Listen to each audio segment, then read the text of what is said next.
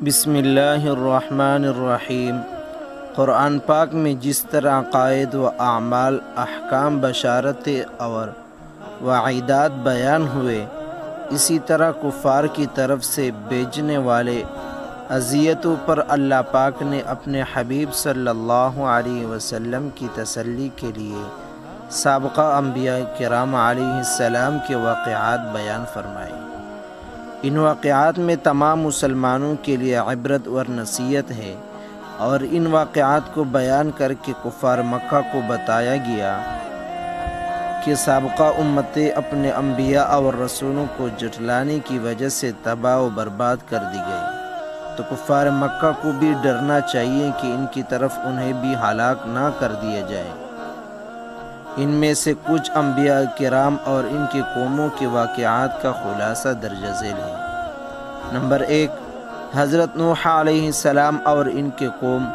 حضرت نوح علیہ السلام دنیا میں چوتھے نبی اور کفار کی جانب بھیجے جانے والے پہلے رسول ہیں۔ آپ کو آدم ثانی بھی کہا جاتا ہے۔ حضرت ادریس علیہ السلام کے آسمانوں پر اٹھائے جانے کے بعد بت پرستی کی وبا عام ہو گئی۔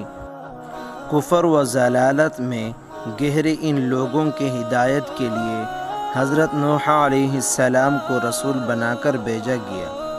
قرآن پاک میں ارشاد ہے، ترجمہ: بے شک ہم نے نوح کو ان کے قوم کی طرف بھیجا کہ اس وقت سے پہلے اپنے قوم کو ڈرا کہ ان پر دردناک عذاب آئے۔ اللہ پاک نے حضرت نوح علیہ السلام کو حکم دیا کہ وہ اپنے قوم کو پہلے سے ہی ڈرا دے کہ اگر وہ ایمان نہ لائے تو ان پر دنیا و آخرت کا دردناک عذاب آئے گا، تاکہ ان کی اصلاحاً کوئی عذر باقی نہ رہے۔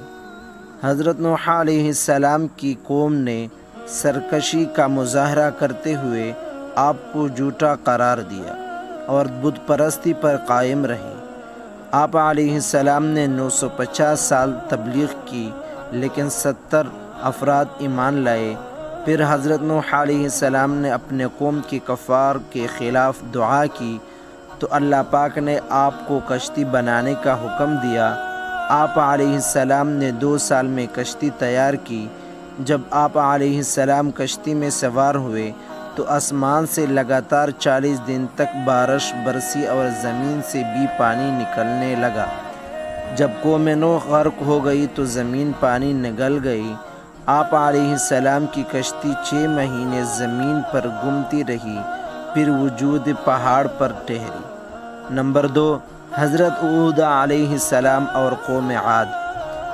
قوم عاد کی ہدایت و رہنمائی کے لیے اللہ پاک نے حضرت ہود علیہ السلام کو ان کی طرف رسول بنا کر بھیجا۔ قرآن پاک میں ارشاد ہے، ترجمہ: اور قوم عاد کی طرف ان کے ہم قوم ہود کو بھیجا۔ آپ علیہ السلام نے اپنے قوم کو اللہ پر ایمان لانے کا فرمایا اور غضب الہی سے ڈرایا۔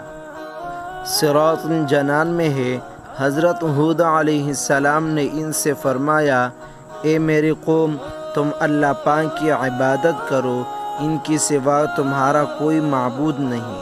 حضرت ہود علیہ السلام کی دعوت حق سن کر قوم کے سرداروں نے کہا، تم سراسر حماقت کا شکار لگتے ہو۔ یہ قوم بہت طاقتور تھی۔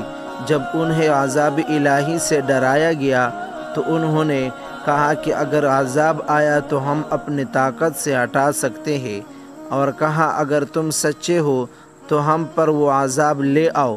پھر ان تند و تیز آندھی کی صورت میں عذاب آیا۔ یہ آندھی 7 راتیں اور 8 دن تک لگاتار چلتی رہی، یہاں تک کہ یہ قوم نشان عبرت بن گئی۔ تیسرے نمبر پر حضرت صالح علیہ السلام اور قوم سمود۔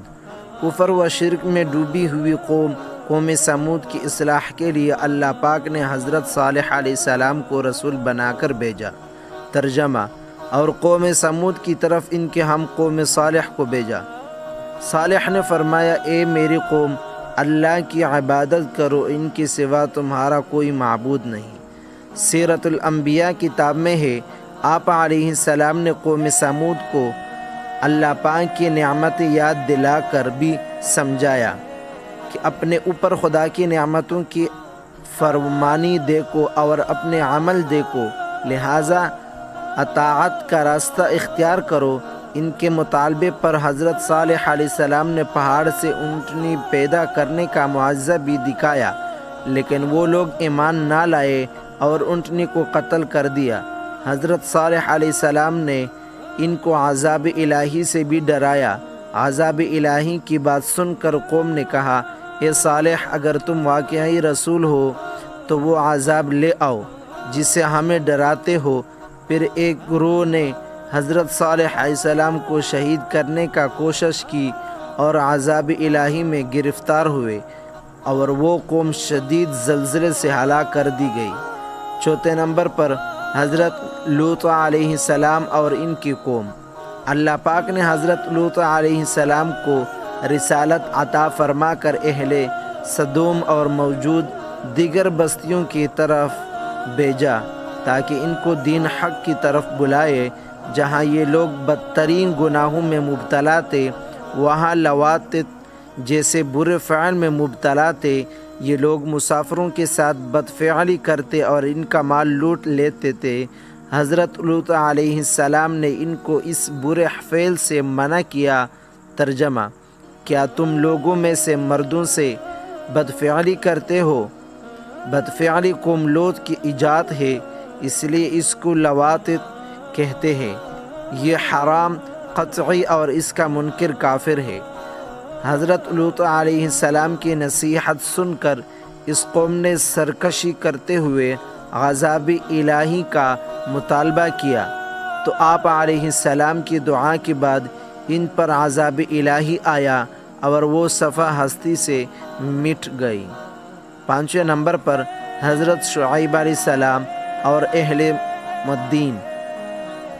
حضرت شعیب علیہ السلام مدین شہر میں رہتے تھے۔ آپ کی قوم بت پرست اور تجارت میں ناپ تول میں کمی کرتے تھے۔ ان کی ہدایت کے لیے آپ علیہ السلام کو مبعوث فرمایا گیا۔ آپ علیہ السلام نے انہیں توحید کی دعوت دی اور ناپ تول میں کمی کرنے سے منع کیا۔ آپ علیہ السلام کی نصیحت سے متاثر ہو کر کچھ لوگ ایمان لے آئے اور کچھ لوگ منکر ہو گئے۔ ترجمہ: اور مدین کی طرف ان کے ہم قوم شعیب کو بھیجا۔ انہوں نے فرمایا، اے میری قوم، اللہ کی عبادت کرو، اس کے سوا تمہارا کوئی معبود نہیں۔ جب یہ لوگ ایمان نہ لائے اور سرکشی کی تو حضرت شعیب علیہ السلام کی دعا سے ان کو زوردار چیخ اور زلزلے سے تباہ کر دیا گیا۔